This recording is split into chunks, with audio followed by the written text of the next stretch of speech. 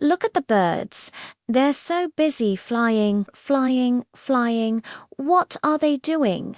Why are they flying so fast?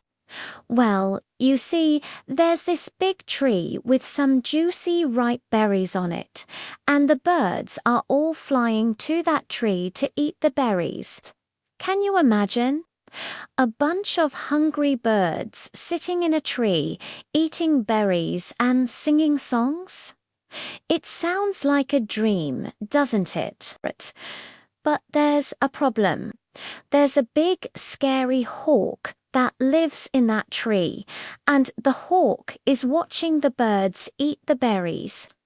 And you know what? Hawks love to eat berries too. So the hawk swoops down and tries to grab a bird in its beak.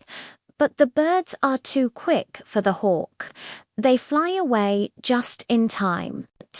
And the hawk is left there with an empty beak, wondering why the birds are playing games with him.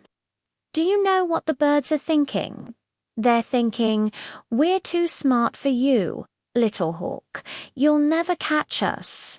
And the birds keep flying, and the hawk keeps trying to catch them. And it's all because of some juicy berries.